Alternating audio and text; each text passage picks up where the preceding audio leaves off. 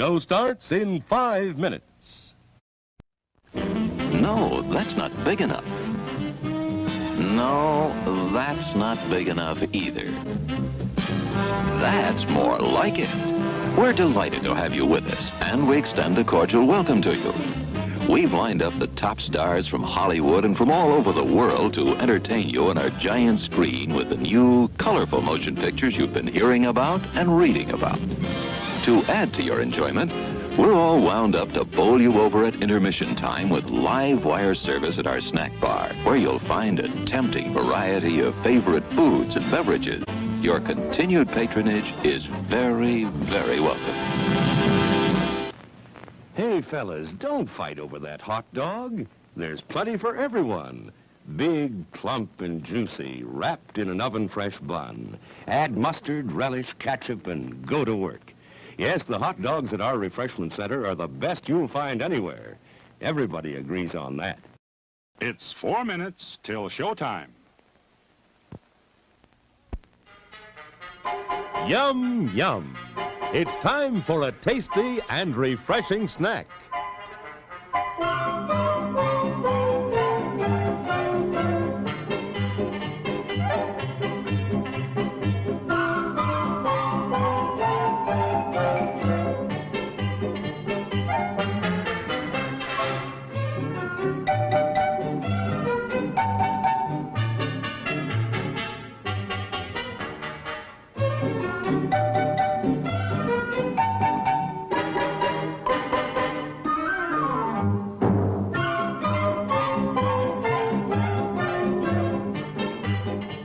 We promise to satisfy your hunger, your thirst, your sweet tooth.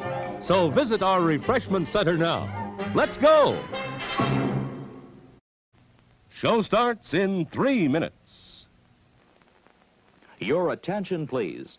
All new hotshot electric in-car heaters have been installed for your comfort and convenience. Just insert heater through car window and turn on the switch. When leaving, please turn switch off and replace on speaker post. Warning, high voltage. For your own safety, do not attempt to repair or remove wires. Do not attempt to open heater unit. If you need assistance, please notify the theater box office or concession manager.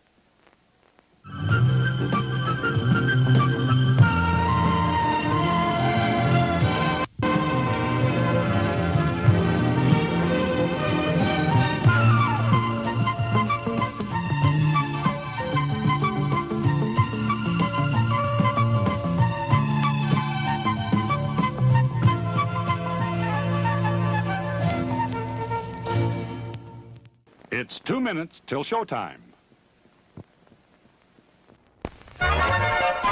Popcorn, candy, ooh, hot dog, popsicle.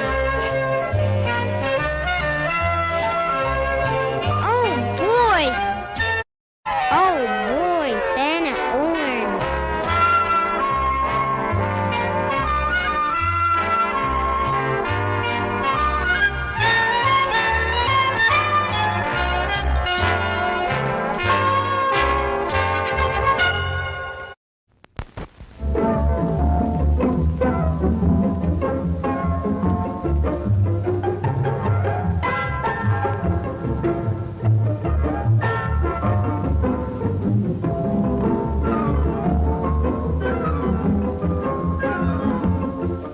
Show starts in 1 minute. There are words men live by, words of strength, of wisdom, and of peace. We urge you to find the spiritual comfort and guidance we all so greatly need by attending your place of worship regularly. Here's a new taste treat. The corn dog. Plump, juicy wieners are dipped in a thick, golden Southern-style corn batter that seals in all their freshness and flavor. If you like hot dogs, you'll love corn dogs. Everybody does. Try a corn dog with your favorite beverage. At the refreshment corner now. Corn dogs.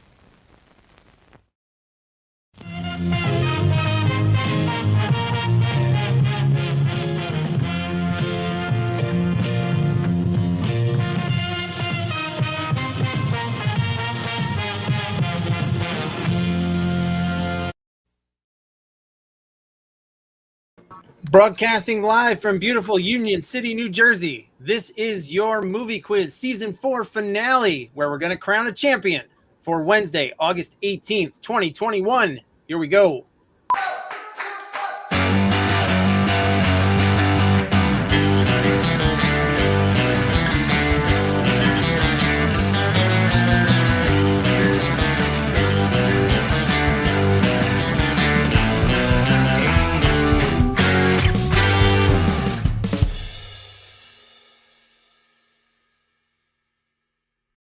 Good evening and welcome to the Movie Quiz. I am your host, Chris Mann Nelson. I'm so excited to have you all here tonight. This is the finale of Season 4, where our top three teams are going to be playing for gold, silver, and bronze. Our top three scoring teams of the season. That's Sterling Cooper, Roland Deli Betts, Marley's Chains, and Ricky Scabs, Dicky Dabs. Everybody else is going to have a crown a Division 2 winner. So everybody's going to be in the game. It's going to be a challenging, fun game tonight.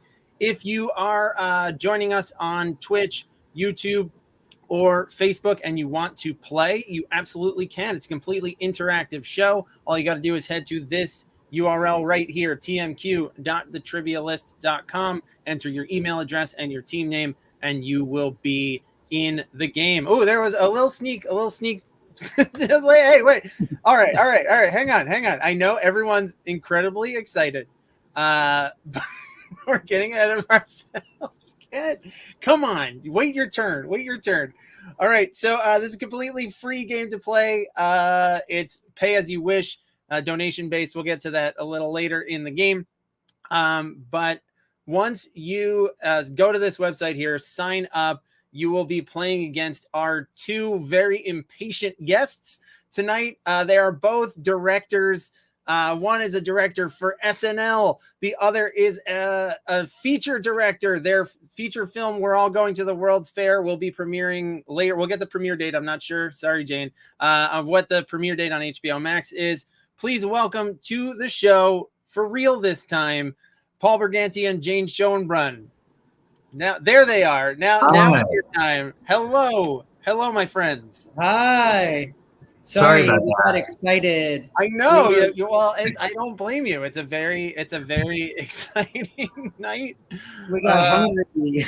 Yeah. I made a mistake, and then Jane supported me very sweetly. Jane was there. Jane had your back on that one. Very, very, very supportive. Very good. So welcome, both of you. Paul, this is your first time on the show. Jane has been here before and also has played and won a championship in season 2 with Happy with to be back, Chris. It's exciting.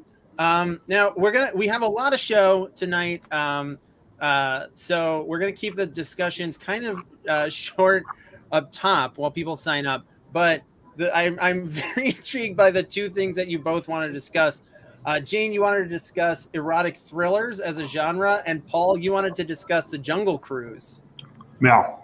And we both want to discuss Fear Street. I know you both wanted to discuss Fear Street. I thought we might get to that later, but I wanted to find what the intersection between The Jungle Cruise and an erotic thriller, what movie might kind of bring both of those interests into focus. Anaconda. Yeah, that's an excellent answer, because there's definitely a sexual tension on the boat. But I wouldn't call that an erotic thriller, right? Is that a thriller? And there are definitely erotic parts of it. That's true. Yeah, I mean, who am I to criticize you? I got nothing. What about Ryan saying Hollow Man? I mean, you've got a fantasy. It's like a fantasy erotic thriller. Happy birthday, Ryan, by the way. Happy birthday. Happy birthday. It's Ryan's birthday again. Ghost Ship we've got here. That's a pretty good. There's like there in the first scene in Ghost Ship, there's like the Jungle Cruise, they're like in the jungle, you know? Yeah. I like Anaconda. I like Anaconda as an answer, because you've got like J-Lo is like, everyone's like wearing not much because it's the jungle, and I mean John Voight looks hot. John Voight, fucking erotic man, beyond sexy in that movie with his accent, this weird accent that he's doing. the weird growly accent. So yeah, I think we found. Yeah, that was good. Yeah. What was it? I saw that in the theater. Anaconda. Anaconda? Yeah, in like high school. There's saw like it a for the million first time sequels recently. to it too. Right. There's like a million like direct-to-video sequels to it. Usually, Like, direct-to-video sequels are way more erotic than the original. they are, because they've got nothing to lose. That's kind That of. could be. It's like all they got is they got to That could up be the real answer. eroticism. So I think we found it. I think we found it pretty quick, which is great. Avatar, that's not a bad one actually. Like, because there's some like That's pretty good. Yeah. sexual, because it's never going to be. Well, I mean, these are far apart, right? So like, to meet as a compromise, we're going to lose something from the eroticism, and we're going to lose something from the cruise itself. What about that? What's that? Werner Herzog movie with Klaus Kinski, the really famous Fitzcarraldo? one. Aguirre, The Wrath of God. Oh, that You ever see one. that? Yeah. That's kind of erotic. They're sort Yeah. of floating on a little boat through the jungle. Yeah. I think there's a lot of, and there's still plenty of room to bring in eroticism for the proper Jungle Cruise sequel. I think, we can, if we talk to Disney, get a hashtag going. Get that hashtag going. Yo, everyone in the chat, throw out what you think the hashtag should be. Yeah, throw out your hashtag for. I mean, you've got The Rock and Emily Blunt. I mean, you've got two very attractive actors right there. Like, it seems to be there. We could do this. We could do this, everybody. All right, so I think we're going to get the game started because we've got a lot of game to do here. I'm going to put it into in-game mode. Here it goes. It's into in-game mode. You're going to see the website change. This is where on the TMQ site is where you're going to see your questions. You're going to put in your answers. So let's go over a couple ground rules before we start. Number 1, no Googling, IMDbing, or any other online cheating. Number 2, if you're just watching and you don't want to sign up, please don't put answers in the chat on any of the streaming platforms. Number 3, play with friends, but please keep your team size reasonable. And though I have zero way of doing quality control on that, I can't reach through the internet to check how many people you're working with. And most importantly, number 4, type or select your answer. It's all typing tonight, actually. It's all no multiple choice. And don't forget to hit submit. You have to hit submit for me to get your answer. You'll see underneath the question box that in black text, it'll say submitted and then whatever you wrote. And that's how you'll know that your answer got to me. And you can change your answer before time runs out, and spelling doesn't count. And generally, if I'm looking for a name, last names are fine. All right, so let's get into our first round of the night, which is going to be let's back up for a minute. Prequels in the middle of a series. So series of movies that just dropped a prequel right in the middle. Not a movie like Star Wars where it had a definitive like break, but like where they just were like they threw the timeline backwards for one entry or a few sometimes. All right, and you see Dwayne "The Rock" Johnson back there in as a little. It's a little hint. It's a little hint actually. All right, so here we go with our first question of the night. Here we go. Indiana Jones and the Temple of Doom takes place 1 year before Raiders of the Lost Ark, leading to the question: what happened to this young sidekick? Looking for the name of the sidekick. Indiana Jones and the Temple of Doom takes place 1 year before Raiders of the Lost Ark, leading to the question, what happened to this young sidekick?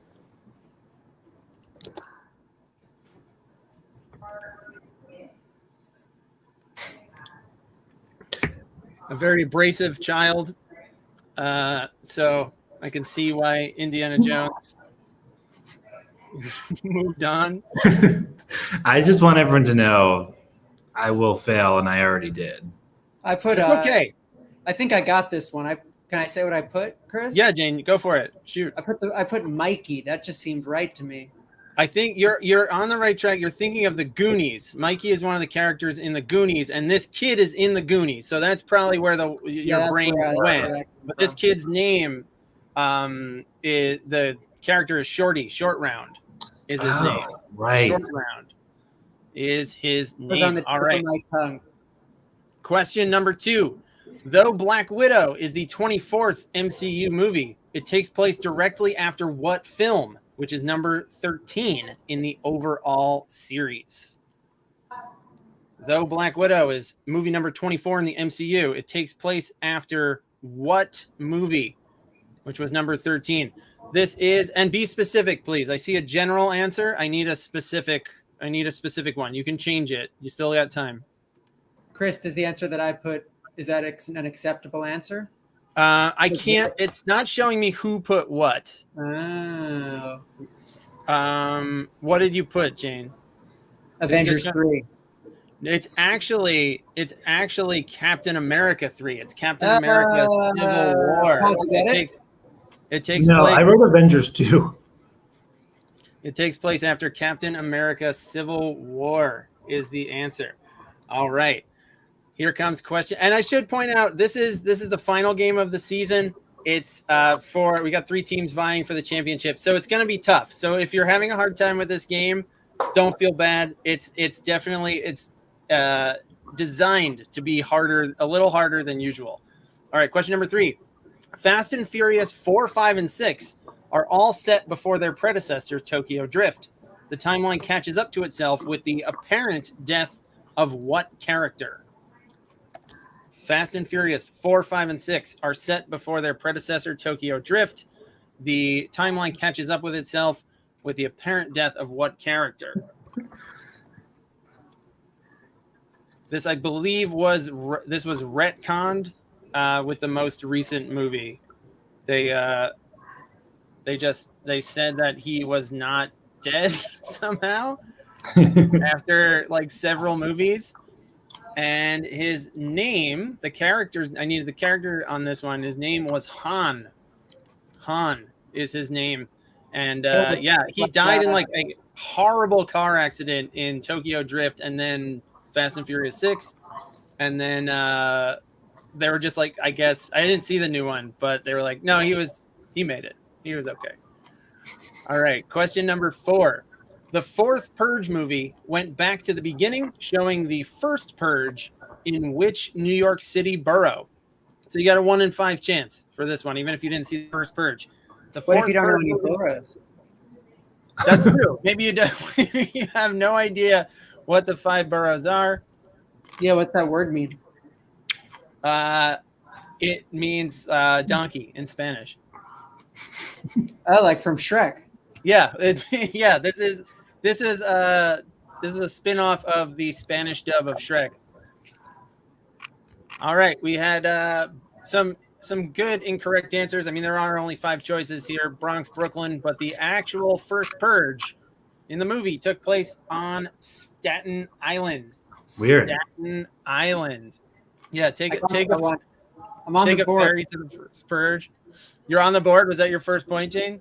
Yeah, I don't watch any of these movies. I hope you have some questions about Romanian art films, Paul.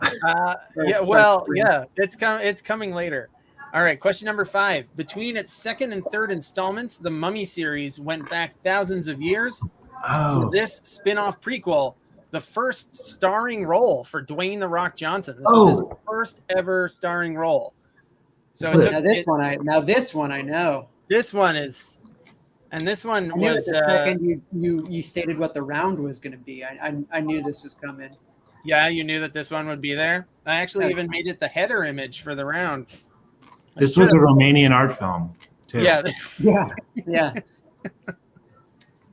It was a really odd choice. This won the Palme d'Or at Cannes. Yeah. A 10-minute standing ovation for Dwayne "The Rock" Johnson's portrayal of the Scorpion King. 88%. Nice. Oh, yes.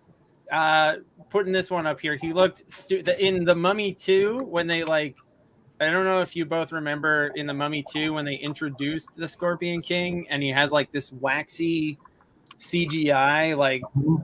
They tried to make him CGI too early. They were like, it's 2001. We can do anything. But they were very wrong. All right. Question number 6. Paranormal Activity 3 shifted the found footage demonic action onto VHS taking place in 1988. Counting spin-off movies, how many Paranormal Activity films have been released as of 2021? So counting any spin-offs of it, how many movies have come out? Just a number.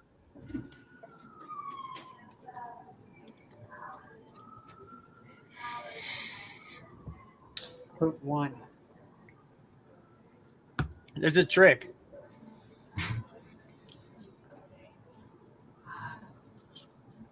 Oh, Ryan's going on a rant in the chat about the CGI in The Mummy. I would agree. I would agree. The Mummy 2's CGI is pretty brutal, especially the Scorpion King. All right, so Paranormal Activity has had 5 main entries plus 1 spinoff called the Marked Ones. So there are 6 Paranormal Activity movies. All right, you got that one, Jane? No, I put 7. Oh, there were. I think there's one in development, but that's why I phrased it as have been released as of 2021. All right, here we go. Question number 7. The DCEU took a detour to the past with Wonder Woman's first solo film, in which the Amazonian does battle in what war? What war does Wonder Woman fight in her first spin-off movie? That's Vietnam, I think, right? Yeah, don't say it, Jane. You're gonna give it all away. Yeah, The but war yeah, on terrorism. it's it was they crossed it over with Full Metal Jacket. They brought back Matthew Modine. Matthew Modine's part of the DCEU. Yeah, yeah. Well, I mean, he actually technically it's not the DCEU, but he was in. Very forgettably, Matthew Modine was in The Dark Knight Rises. I remember that, yeah. Just like it's such a nothing part. He's such just like, a zero, and he brought there was nothing he could bring to it, but he truly he lived up to the role because he did nothing. That's the DCEEU. Yeah, that's the EE, the hyper extended universe.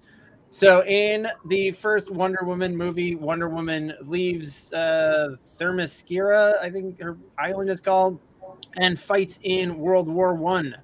World War I is your answer. 75% of teams got that right. Nicely done. All right. And your final question of this prequels in the middle round. The Godfather Part 2 is famously a combo sequel prequel depicting the criminal rise of both Michael Corleone and his father Vito, who the movie reveals was born with what last name? So what is Vito Corleone's birth last name that is revealed in Godfather Part 2? Spelling does not count. Don't worry. If you're close, I will take it.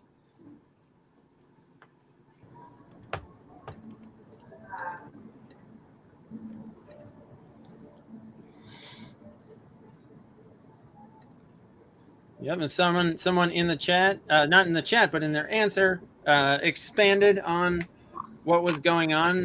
His name was Andolini. Andolini is your answer, and Corleone was the town that he was from. So when he came to Ellis Island, they mashed it up, and he became Vito Corleone. All right, let me just make sure everybody's got their points. All right, someone didn't get credit for the World War I one. All right, I will look into that. All right, in the meantime, let's go. Please, let me know in the chat if you didn't get points. Then I will try to sort it out. But before then, let's take a look at your scores as they stand right now. We've got tied for, it says fourth, it's really third because there's ties. Sylvester Stallone and Space Moths, both with 5 apiece. Jason Biggs and Ricky Scabs are in second with 6 points apiece, and Marley's Chains is leading the way with 7. And also Sterling Cooper has 4 at the moment. I'm going to say our top 3 teams and where they stand because that's who's in the running for the championship tonight. All right, so still plenty of time for everyone to catch up and get some points. We've got a double points round in round 4 and also a big bonus question and a lightning round coming up. But before we get to that, let's do round 2, which is your picture round, which I'm very excited about tonight. It is called Mockbuster Video. It's all about mockbusters from the Asylum. The Asylum, if you're unfamiliar, is a schlock factory that just makes rip-off movies all the time. So, like, for example, they made Halloween Night, not Halloween, but Halloween Night, The Day the Earth Stopped instead of The Day the Earth Stood Still. Pirates of Treasure Island, when the Pirates of the Caribbean movie came out, with a very tired and bored-looking Lance Henriksen. That kind of looked like a Jungle Cruise erotic thriller. That is, I mean, the Asylum are the ones, I think, to make the Jungle Cruise erotic thriller. And last but not least, my favorite one, my favorite ripoff of theirs, which is Transmorphers. They just flipped the title around. So, I've seen that actually. You've seen Transmorphers for real? Yeah, I rented that years and years ago. Well, that's the thing. The whole thing with the Asylum is their heyday was with like Blockbuster. They would put out a movie. Yeah, I watched it with Barthbound in the chat. He's in the chat. I see. They just put crap out to like trick people into renting it. When like Transformers came out, they came out with Transmorphers. So what this round's going to do is I'm going to show you the ripoff. I'm going to show you the cover of the ripoff, and you're going to tell me what the original movie is. Okay? So you tell me what movie is being ripped off. Okay? All right. Here comes number one. Tell me what the original movie is.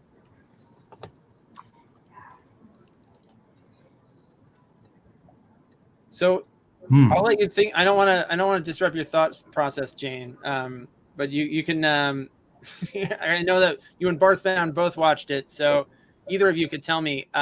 Did you rent Transmorphers by accident? No, we knew what we were renting. It was on purpose. Okay. Yeah, we wanted Transmorphers and Transmorphers only. All right. So this one. You can see there's a snake, there's a train. It is the movie itself is Snakes on a Train, which is a ripoff of course, Snakes on a Plane. Snakes on a Plane. Which is already a bad movie. That's already it's already a schlock movie. Yeah, it's like that then like did like cynical rewrites and reshoots once it kind of gained like traction as being schlock. Right. All right. Number two, Asylum ripoff. Number two. Tell me what's the original movie here.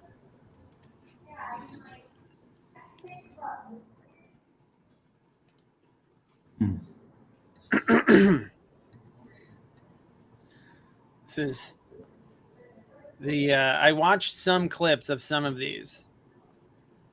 Oh, it's got William Cat. Yeah, there's and Dee Pfeiffer, whoever Dee Pfeiffer. That's a schlock Michelle Pfeiffer. Yeah, she's the schlock stand-in for Michelle Pfeiffer.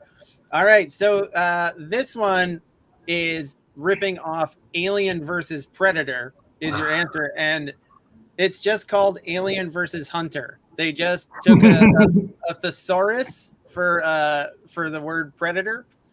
63% of a guy named Hunter. It's just Alien tracking down one guy named Hunter. All right. Question number 3. Tell me what the original blockbuster is. Okay.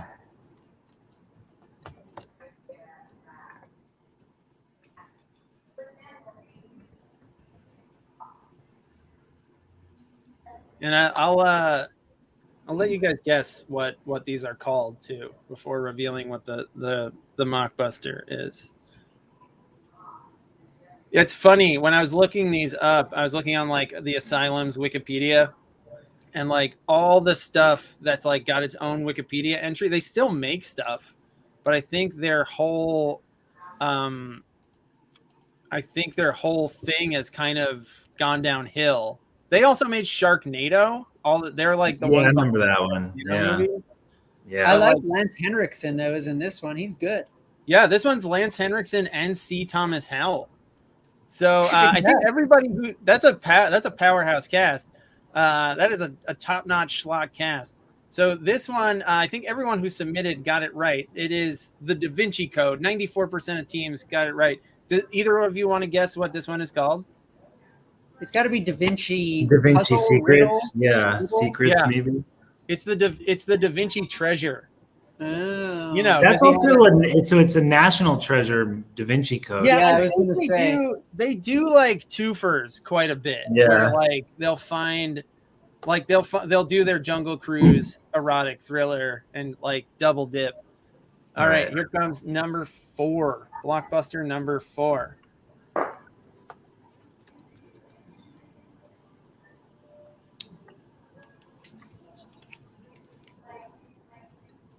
Also, just catching up with this one about this comment about the scale of the Mona Lisa. Yeah, the Mona Lisa is like maybe a quarter of the size of. But how are you gonna trick someone at Blockbuster with a tiny Mona Lisa? That was They must actually still the do that. original proportions that Da Vinci wanted in the painting. It was very well researched, that movie. Well, maybe Yeah. that's what the Da Vinci Treasure was. It was just a bigger Mona Lisa. Yeah, the original. Yeah, The secret was that it was like a couple inches. yeah, yeah. And then the treasure was the big one. That was just like it was just like in a closet at the Louvre. So this one was tough. A lot of people put Transformers, but I already showed you Transmorphers. This one was Pacific Rim. This one's ripping off Pacific Rim, and you can both probably. I bet you can figure out what this one's called. Pacific Resurrection? It's just Atlantic Rim. Oh my god. It's just Oh my Atlantic Rim. I like All right. Mediterranean Rim. But the Pacific Rim is like a specific area. Like there is no Atlantic Rim. All right, question number 5, Blockbuster number 5. Okay. What movie is this ripping off? I'm sure it's ripping off a few, but there's one specifically.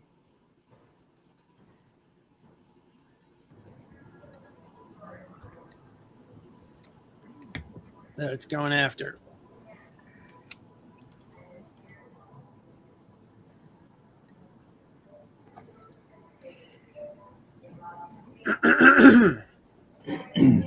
All right, this movie that it's ripping off had a bunch of sequels, and then also a remake, and then this ripoff because it was purported to be based on a true story. This is the Amityville Haunting, which is a ripoff of the Amityville Horror. So nicely done. 75% of teams got it. Those 2 top windows are kind of the giveaway. That's the Amityville house. All right, question number 6, Blockbuster, no, Mockbuster. Give me the Blockbuster number 6. A little hint on this one. I don't think that this movie was a big deal, the real one, but I don't think it was released in theaters. So technically not a Blockbuster, I guess.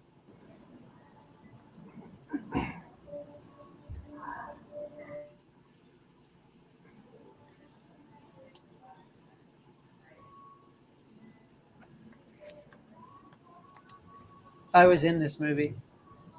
You were in which one? The Blockbuster or the Mockbuster? The Mockbuster. Yeah. You thought it was a Blockbuster. They didn't put me on. Yeah, I thought I was about to act in the Blockbuster, but it was the Mockbuster. That's what they do. They just like they get you like they get you in a van to set, and then they're like, by the way, this is a Blockbuster, and then they run away. And they're like you have to park that van. It was a great experience, though. You know, like at the end of the day, it was still a great experience. You learn from every experience. So this one, nicely done. Those 5, yeah. I think everybody who submitted got this right. It is High School Musical. This is a ripoff of High School Musical. Any guesses as to what this might be called? The Mockbuster? High School sing along. I mean, I should remember. Good try. I was in it. You were in it, but I mean, you had to park the van though. You had to run and see the meter. That was when they said the title. You were parking. When they said the title, I just had High School Musical in my head still. You know, this one, no, Middle School Musical. Good guess. It's weirder than that. It's Sunday School Musical. Oh, yeah. So I don't know if there are religious overtones in this mockbuster. Seems like less of a mockbuster and more of a religious spin on a fan favorite. Yeah. Oh man. All right. Here comes question number 7. Okay, so this one, I didn't blur out the title because the title is totally different. It's totally different from the original. So it's not like it doesn't line up at all. And I will say this, it's not Avatar. You see Avatar is on the cover here. But it's not Avatar, and it has a totally different title than this. This one stars Antonio Sabato Jr. and Tracy Lords is in this one. I was in this one too. You're in this one too? Yeah. Yeah. Did you have left me off the fucking leaderboard up there? I was supposed to have my name up there with those two. Well, they had such a good experience working with you. You did a good. You ultimately had a good experience. I'm like a blockbuster character actor that like is in all of them, but no one knows their name. Yeah, it's just like, oh, it's them. They're I love them. I love them from Sunday School Musical. They were Is that Antonio Serrato Jr.? No, who is that? No, of course I'm not talking about Antonio Sabato Jr. I know who Antonio Sabato Jr. is. What is this novel from Edgar Rice Burroughs novel? Edgar Rice Burroughs. So this is just taking the name of a famous Edgar Rice Burroughs novel, which got turned into John Carter. So this is So for the mockbuster, they just took the public domain book and gave it that name. So you can see he's like on a Martian terrain, shirtless with a sword. So yeah, there we go. And here comes your final blockbuster, the mockbuster cover.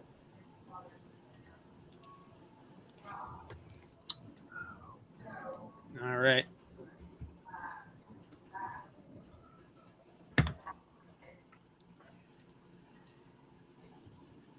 So name the original film. So this is one of the best shoots I've ever been on. How was that guy? Oh, we lost Paul. Paul had to go shoot a mockbuster. Yeah. He had to park the van. He had to park the TMQ van. All right. I will take this one. I will accept that. Yeah, he does have a scythe. Why does he have a scythe? Because he is Abraham Lincoln fighting Abraham Lincoln versus Zombies is this one, which is a ripoff of Abraham Lincoln Vampire Hunter. We found Paul. Paul, were you able to park the van? Okay. I got it. Yeah. Yeah. You got it was a meter, so I had to go. All right, because if you get a ticket, I'm not paying the ticket. You have to pay the ticket. Well, I didn't know that. I thought the expenses were covered. Not expenses that come from a mistake you made. Negligence. Okay. Paul's name's on the van, though. How are they going to track him down for the ticket? That's true. Well, it's going to go to me because it's registered to me. Well, it's registered. It's registered to Dollar Rental. All right. So let's take a look at your scores after actually, no, excuse me. Wait, I'm getting ahead of myself here. Let's do our lightning round. Let's do the lightning round. So lightning round is going to work a little bit differently. There's still 4 points, but I generally don't do half points except for this one because of the nature of this question. So there's still 4 points on the table, but you can get half points for each one that you get right. There's 8 potential answers. All right, so we're talking about mockbusters in the last one. We're going to talk about something kind of similar, though not always as cynically crafted as mockbusters. Rival studios often come out with twin films, which are similar movies that are released around the same time. These are both like big movies but they're like similar. And it's a weird like parallel, like Ants came out at the same time as A Bug's Life in 1998, like that. So for a half a point each, name each twin movie in the set. So set number 1, A World-Ending Asteroid or Comet in 1998. Set number 2, a cop is partnered with a dog in 1989. Number 3, biopics about the writing of In Cold Blood in 2005 and 2006. And set number 4, terrorists take over the White House in 2013. So there's 8 movies total for these. There's 8 movies that you can name, and you'll get a half a point for each one. It's not like you have to know both to get the full point. All right, so I'm giving you an extra 15 seconds to type those extra movie titles, and that starts now.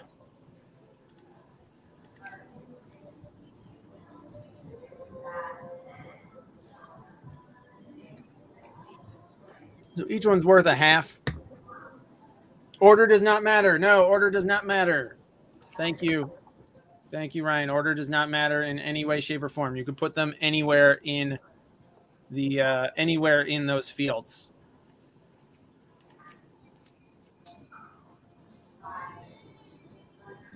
About 5 seconds left. Let me just make sure that everybody's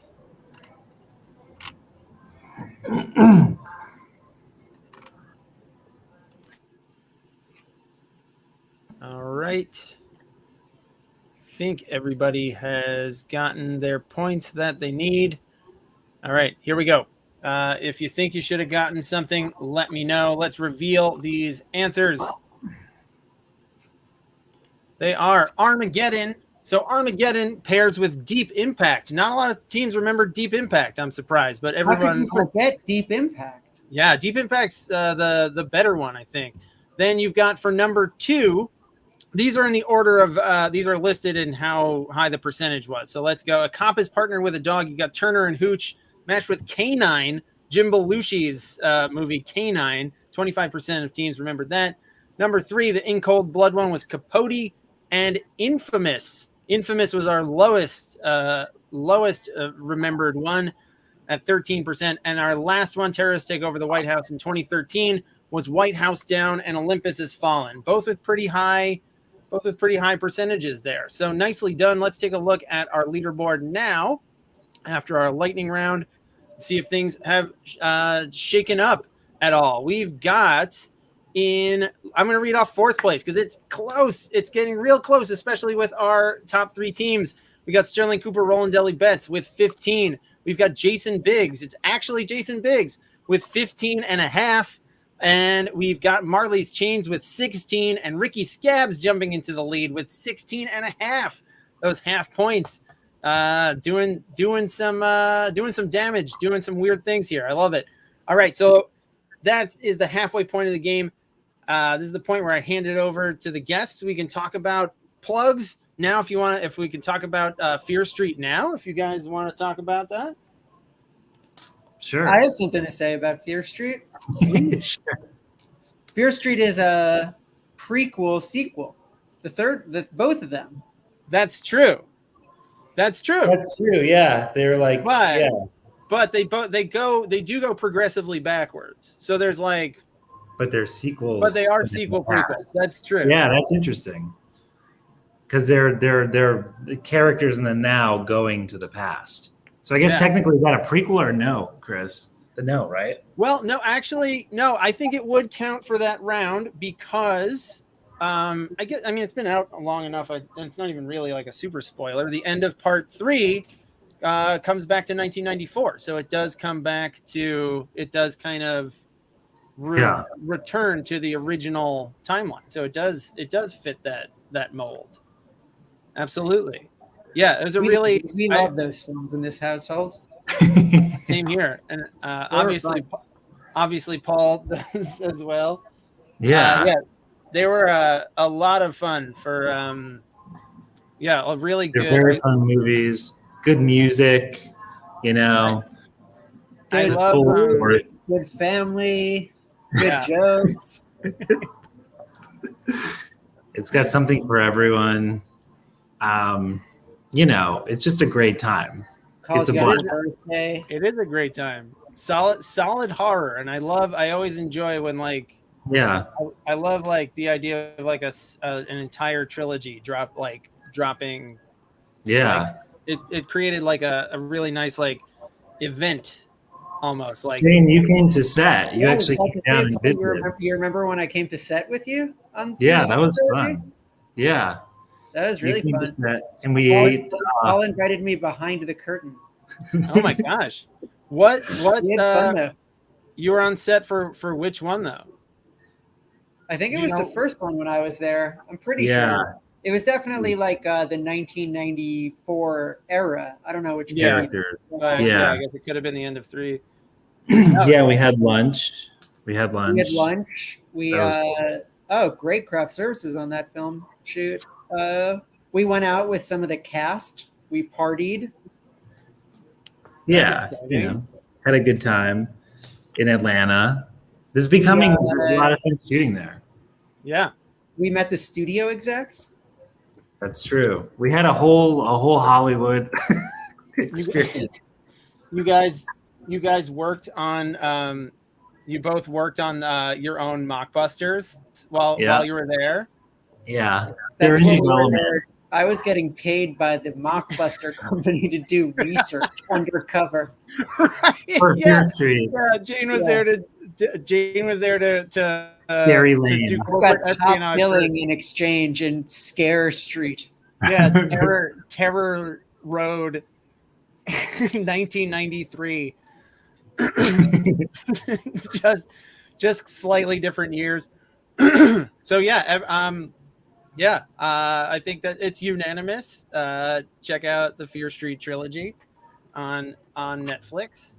All right, so let's jump into round 3. Are you both ready to get into our round 3? Is going to be our puzzle round as always, and this is I've been saving this one.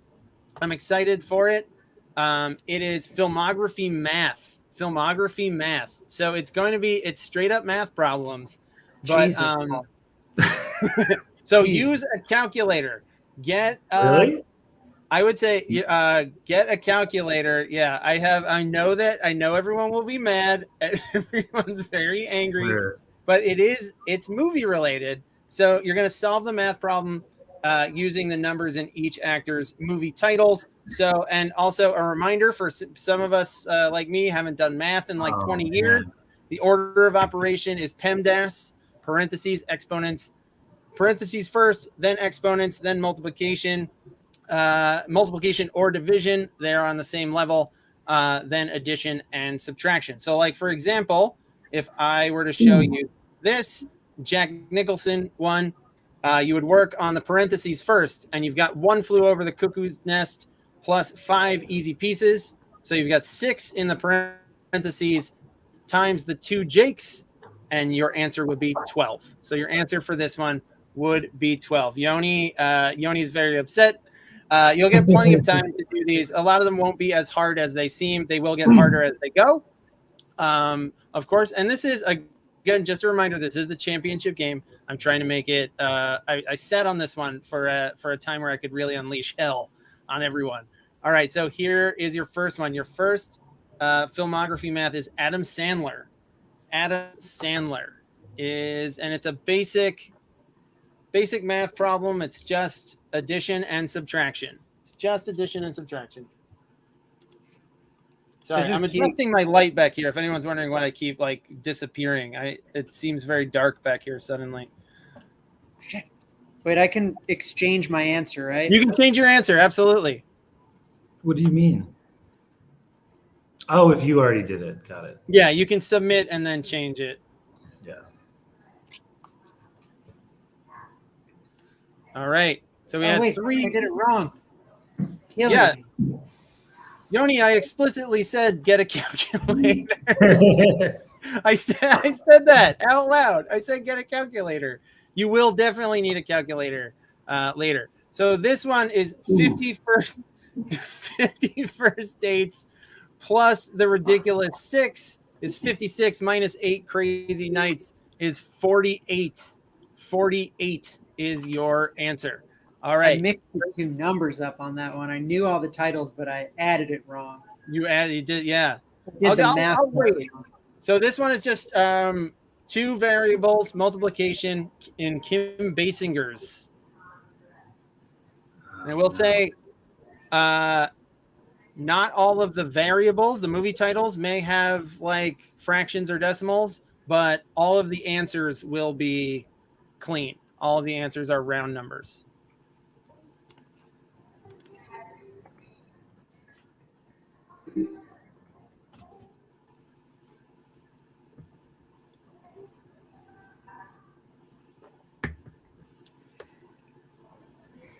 All right. This was tough. I will give more time for these. I see that this is tough. This is 8 Mile times 9.5 weeks. So it's 8 times 9.5, which is 76.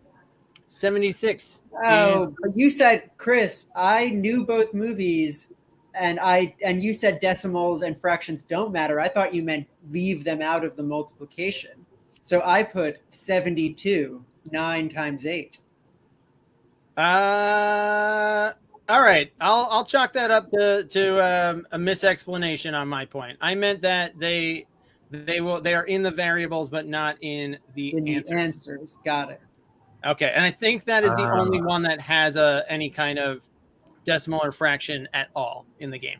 But I will chalk that up to misexplanation on my point. And then you don't have the decimal in the answer if you. Yeah, none of the answers will have a decimal. They'll all be round numbers. Everything will end up cleanly. All right, this is Kurt Russell. Kurt Russell is your next one. You got one divided by the other.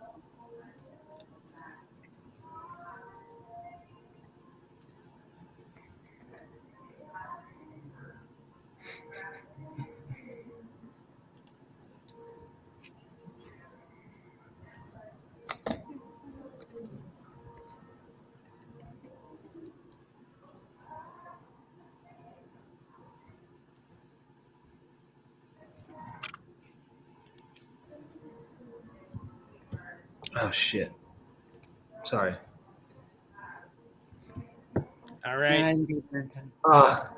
Wait. So this one, yeah. So the second one is The Hateful Eight, and the first one is 3,000 miles to Graceland. So your problem here was 3,000 divided by 8, which comes out evenly. It actually does divide evenly as 375. 375 is your answer. 38% of teams got it right. All right. I'm a little nervous because those were supposed to be the easy ones. They're going to get a little harder, but there's more time for it too. That's really far from Graceland, 3,000 miles. Yeah, I don't think anywhere in America actually is 3,000 miles from Graceland because you'd have to go like into Canada or Mexico. All right, so for this one, the first one inside the parentheses, treat it like it's one number. Okay, there's like I'll tell you it's a 3-digit number. Treat it as if it's one single 3-digit number. I'll give you time to think about it and then start the timer.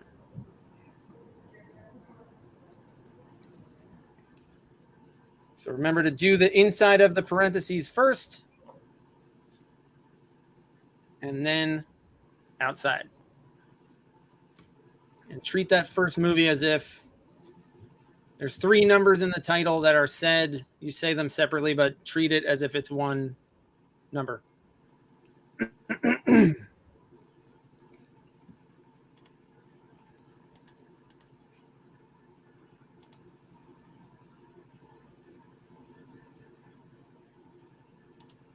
Oh, that's true. Hawaii and Alaska. Yes, you could go to Hawaii and Alaska and be in the United States and 3,000 miles from Graceland. Good point. All right, so this one, that first movie is Taking of Pelham 1, 2, 3. So that's why I meant treat it as if it's 123 plus 7. The Magnificent 7 gives you 130 divided by 2 guns gives you the answer of 65.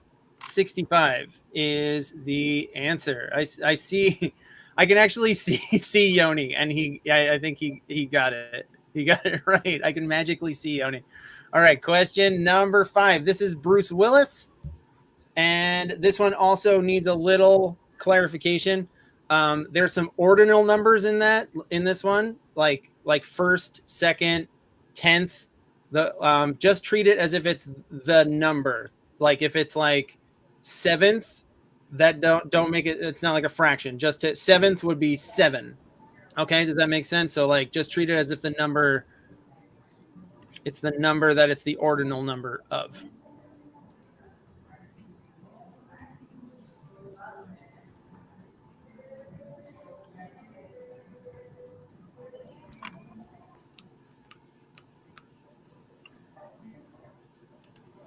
Ooh, I think I got it.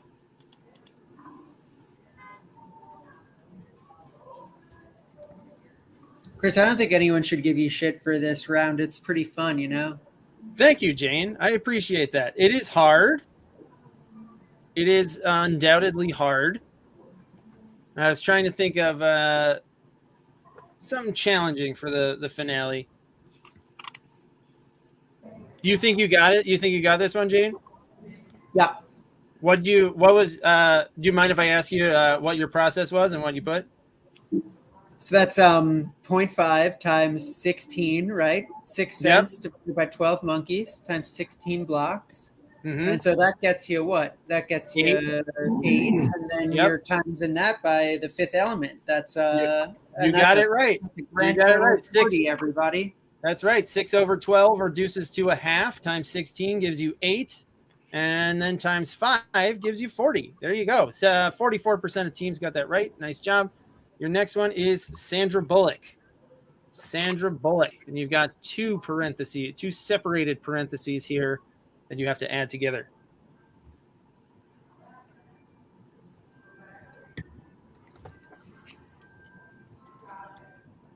I also knew that this would be a silent round because everyone is very actively working on math.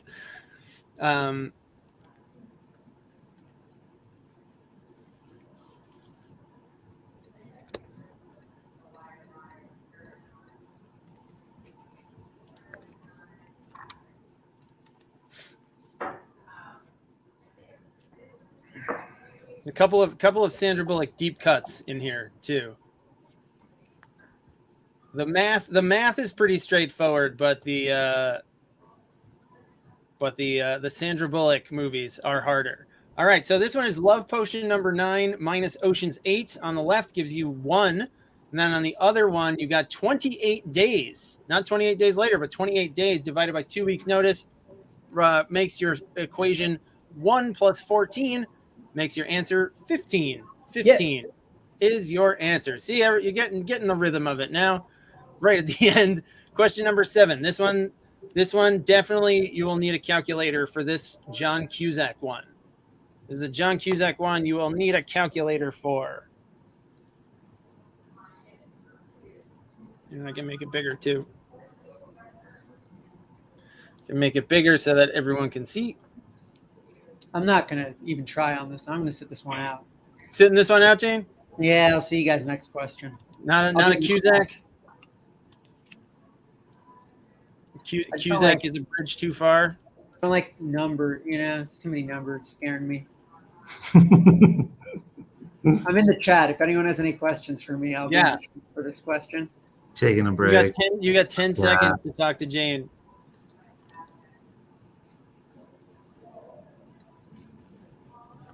I'm getting some questions. This one might be a stumper. This one is definitely the hardest one of the round. The 2 teams did get it.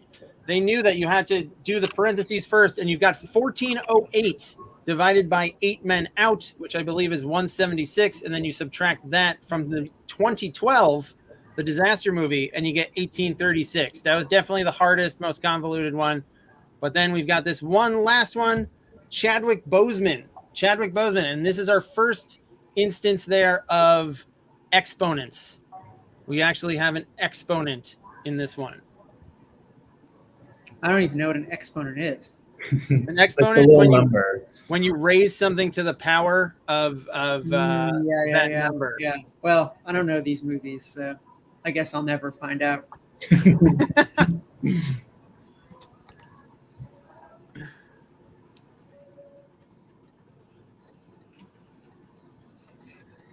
So yeah, you got to do the parentheses and then raise it to the power of that last movie.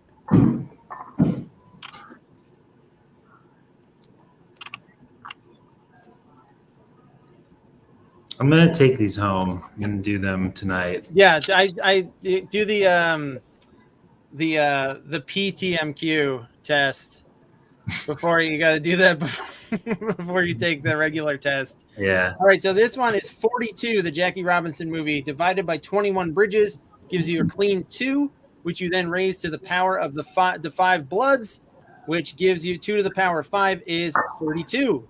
And we've got 25% of teams got that right. That was a tough one. It was meant to be tough, but we all got through it. So nicely done. Let's see what that did to our scoreboard here.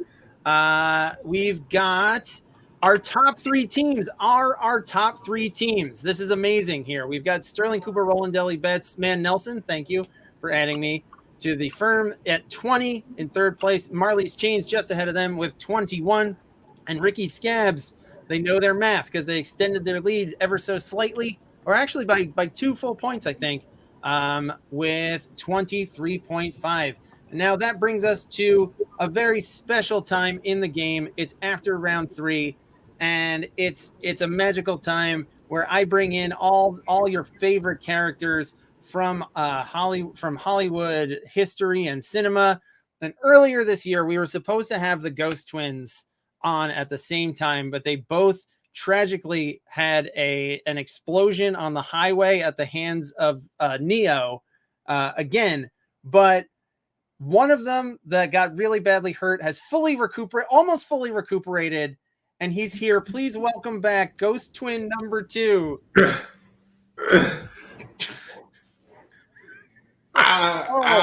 That's gotta that. Welcome. Hello, Chris. Ghost Twin, it's so great to see you back here. I know that things were pretty touch and go for you after that touch and go through walls. Yeah. That's right. I'm still the quirky one, unless you forgot. I was gonna ask, was it the quirky one or the smart one, the law school student that got hurt? Well, we both got hurt, but you can't hurt my spirit. Right. So another sub question goes to in 2 questions. One, does the neck brace go through the wall with you, or does it get stuck? Chris, let me tell you something. That's the most. It's just like, it's basically when you get your iPhone headphones like stuck on a door handle. Yeah. I go through, neck brace falls out. I like jerk my head really back, and it's just. It's a whole thing. You re-injure the neck. Yes. The other question I have for you, Ghost Twin, is I know you were hurt bad. I don't want to victim blame here or anything, but why do you guys keep going out on the highway to chase Neo? I need to clarify something. Okay.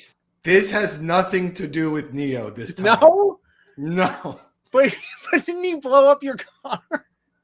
We were driving on that green highway, as we do. I know the green highway very well. And me being the quirky one, I told Ghost Twin number 1, check this out.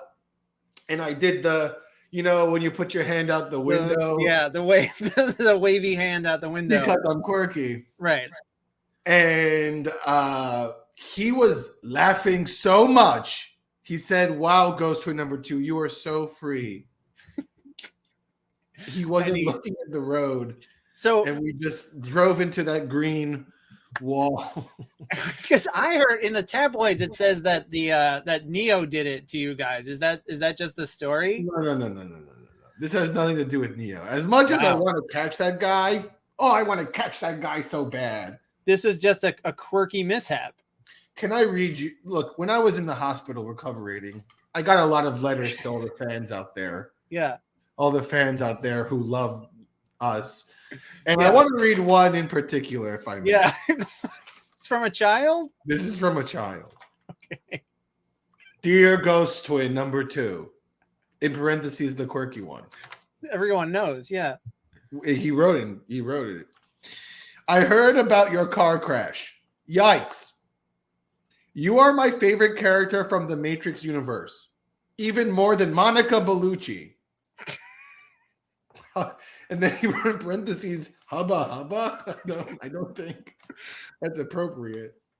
I hope you have a speedy recovery, and I hope you continue to be quirky. Love, Andrew Ford, age 14. I want everyone to know, Andrew Ford, if you're watching,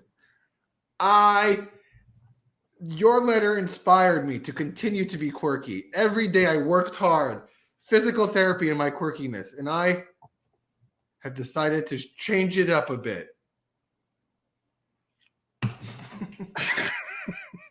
Wow. I have new glasses. You're it. And a funny hat. Oh my gosh, you look like you look like you're playing Woodstock 99. I look like the lead singer of the New Radicals. Well, it's great to see this new level of quirkiness. I know we had a glitch in the Matrix when we dropped off of Twitch for a bit, I think. But Ghost Twin, I think let's talk about because we've got this is the finale. Our next big thing is going to be at Caveat. So if we just tell people about hitting up the live Caveat show. Guess what, loser? Sorry, that was me being quirky. My friends, live comedy and trivia are coming back to the city. That's right. Don't be scared. If you're vaccinated and have a mask, you can come to the movie quiz live. That's right. This is going to happen in live. And who knows, there might be some familiar friends coming. Ow. Ow. That's right. That's right. Live at Caveat, which is a cool theater in New York City. So if you live in New York City, go straight to the walls and to the halls of comedy and trivia. Well, Chris thank is you. going to be there. I'll be there. Shrek's going to be there. Arya Shagasemi from CW's Legacy is going to be there. We'll have more guests as well. So Ghost Twin, this is up to you. This is really up to you. We're going to get into round 4. Do you want to stick around and play? Only if there's more math. There's no more math, unfortunately. I'm gonna bring Jane and Paul back on. Because if there's one thing I love, it's ones and zeros. No, wait, Twin, your segment is over. What's up? Your segment's over. Get out of here. No, he can stay. He can stay and play. Yeah. Oh, you're If playing? you want, it's up to him. He can stay and play our fourth round, which is going. This This is your double points round, and it's going to be called. It's called Good versus Evil. So for 1 point each, name the groups of good guys and bad guys in each movie or series. There will be no individual characters on this. This is all. So what I'm looking for all 8 of these is a group in each of these series. Okay, so here we go. Let's jump into question number 1: Good versus Evil. The Force Awakens. What's the good group and the bad group in The Force Awakens? So, like, don't put Rey, put the group. For example, in my world, the good guys are. Don't say it, Ghost Twin. Don't say it, because it might. Well, in your world, everything's backwards because you're the. Oh no, my light. You're the. Do you consider yourself a bad guy, Ghost Twin? This is a philosophical question. I mean, I was programmed to just be me, you know, like what is the only thing I know is that I'm like different from like other people because I just kind of go by my own path. That's true. All right. So the answer here that I'm looking for, the reason I put specifically Force Awakens, they rebrand themselves as the Rebellion in later movies, but in Force Awakens, they are the Resistance versus the First Order. Resistance versus the First Order. I put Jedi versus Sith. Isn't it still kind of Jedi versus Sith always? Not in that one. There's no Jedi. Jedi to be found in Force Awakens. My favorite band is First Order. Captain America: The Winter Soldier. What are the 2 opposing groups. Although this one's a little muddy too, because the good guys get infiltrated. I don't know this one. Do you, Paul? No, I don't know this one. Ghost Maybe. I go. Ghost Twin. I'm a big fan of these movies. They have them in the Matrix. Oh yeah, I've been watching a lot of good TV too. Have you seen What streaming apps do they have in the Matrix? Dave on FX? I've been watching Dave on FX. That's your go-to is Dave. It's just like, you know, his shtick gets old, but like honestly, like he could carry a show. All right. So your answer here is Shield versus Hydra. Shield versus Hydra. More teams knew Hydra. Classic. Yes, Hydra did infiltrate Shield, but I still count Shield as they start the movie as the good guys. All right, question number 3. The original Space Jam, not the new one, because I think they changed the names of the teams. But I'm looking for the team names in Space Jam 1. Have you do you get HBO Max? All the HBO Max premieres in the Matrix? Because there's gonna be a Matrix premiere. Do they get the Matrix premiere in the Matrix? Yeah. Can you do that? Yeah, I mean, that's the beauty of the Matrix is like we're still in it, and they made a movie about it. You know? Yeah. I'm still like watching. Like I'm also watching You're the Worst. I'm kind of really on these FX shows, to be honest with you. You're more of a premium, like low concept. You need commercial breaks. The Ghost Twin he can't do like a full 45 minutes without. You need to get up, and especially with the neck thing, you gotta go tend to your neck. All right, so the teams in this were the Toon Squad and the Monstars. Toon Squad versus the Monstars in Space Jam 1. All right. Question number 4, Mission Impossible. And I'm talking about Rogue Nation and Fallout. Rogue Nation and Fallout specifically.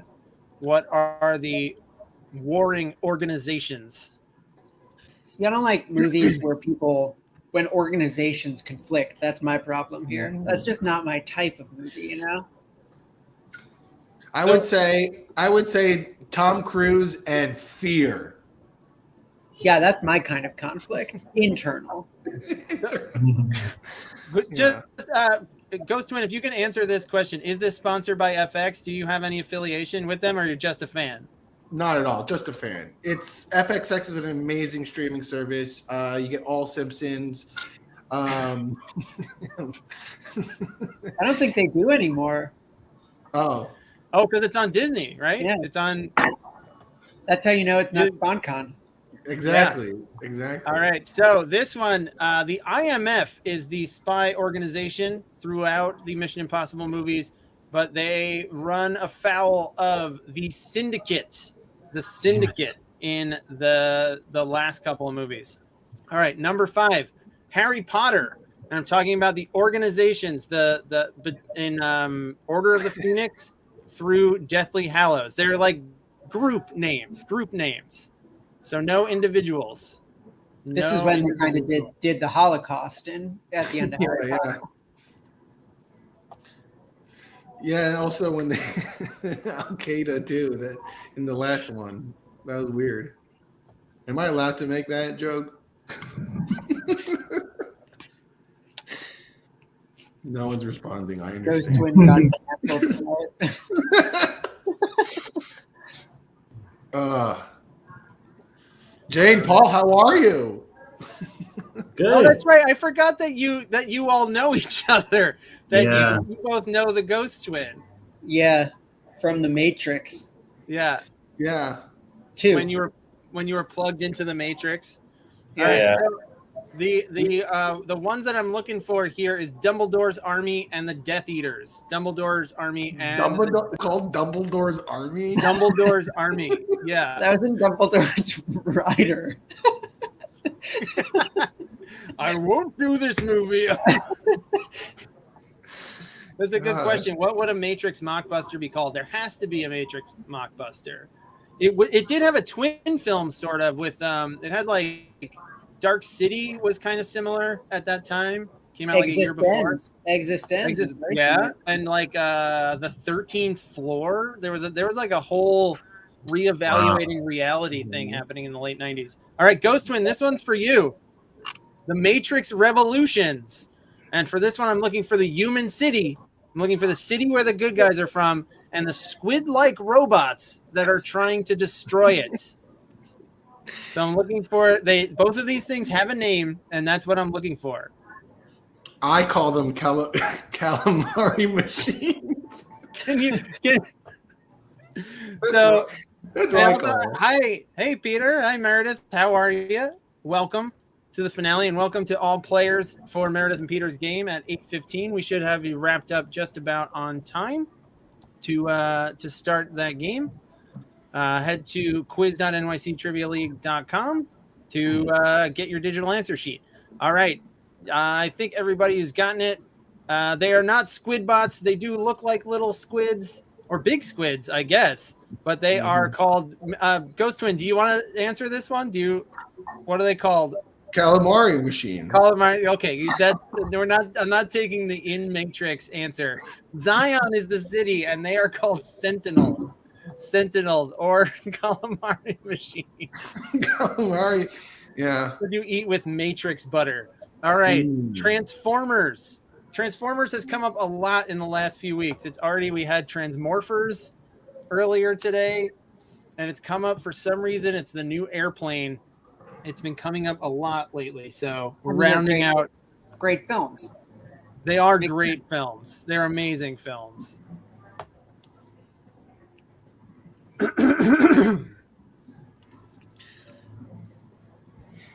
There is a lot of forming and morphing, whichever one you choose. I mean, Ghost Twin, you're kind of you can kind of change shape, right? So a little bit.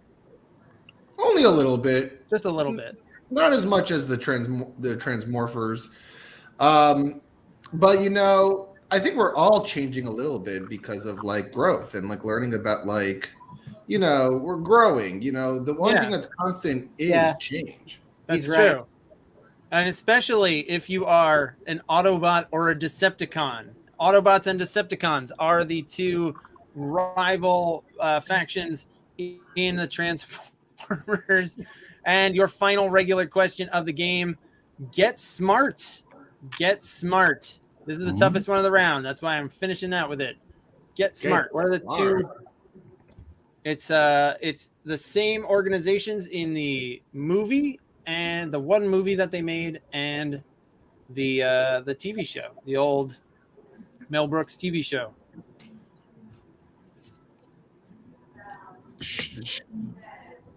Shoe. He talks into a shoe in this one. Yes, he does. I can't accept that as an answer. Well, I wrote that. This one was shoe in Palestine, right? Into a shoe. The bad guy's name is slowly saying the word shoe. Yeah. Shoe. There's been another terrorist attack from shoe. Talking to shoe. So it's not shoe. He talks into a shoe. It's actually chaos, K-A-O-S. But if you wrote it out as chaos, I took that also. And control are the good guys. I programmed it backwards. Chaos and control are your answers. So let's real quick take a look at your scores as we head into our final question of the game. It's worth 6 points. We've got our top three teams are still our top three teams, and it's super close. Sterling Cooper in third with 32, Marley's Chains with 33, Ricky Scabs with 35 and a half. My goodness. So that brings us to our final question of the night. It is our post-credits bonus question. So this is the same as always. I'm going to ask you a question that has two answers. Each one's worth 3 points. Pick both right and hit submit. You get 6 points. If you know one for sure and you select the one, you get 3 points. If you pick the decoy answer at all, you pick a correct one and an incorrect one, You get no points for either of them. So if you know one for sure, but you don't want to risk it, just pick the one and hit submit. You can't lose any of the points that you've already gained. You can only just wipe out for this question. So, so far we have tonight we've talked about movies that dipped into a prequel in the middle of the series, and we've also talked about warring factions in different movies. So that's where your bonus question lies tonight. The third installment of Underworld ditched most of the main cast to give us a history lesson about the beginning of the blood feud between which two warring sides in the series. So what are the two warring sides in the Underworld series? And your options are the Death Dealers, the Blood Pack, and the Lycans. Two of those are correct. One of them's a fake. Pick at your own risk. 20 seconds.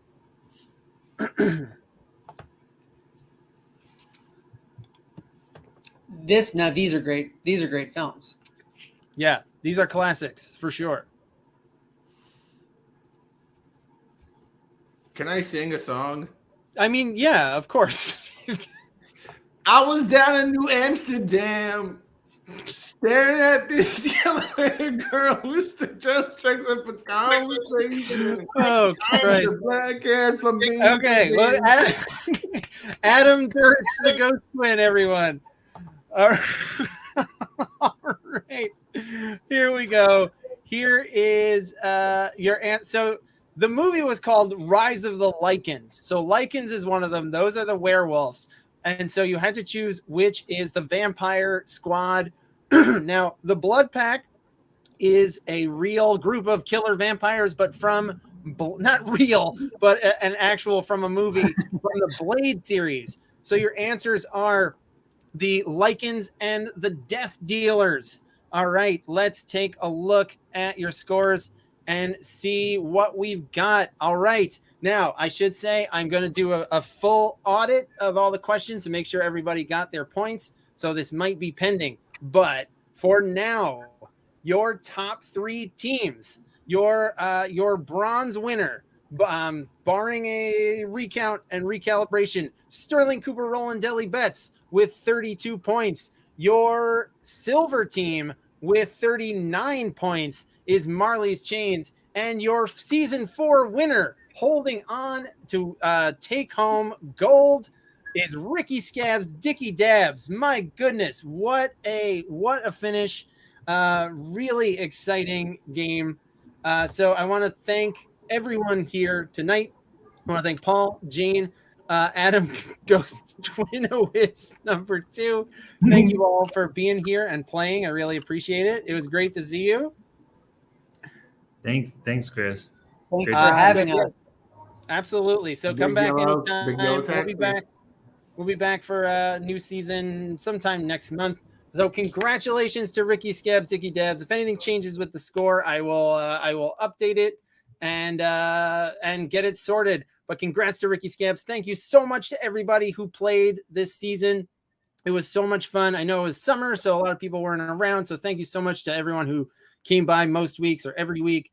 And it's been awesome. And I hope to see you all at Caveat. Don't forget to buy your tickets. There's virtual tickets for $10, in-person tickets for $15. Get them while they're hot. And I will look forward to seeing everyone who's coming there on September 7th and everybody else here. I think September 22nd is going to be season 5 premiere. You can take some time off. So stay safe. Watch some movies. Congrats to Ricky Scabs and McClunky, everybody.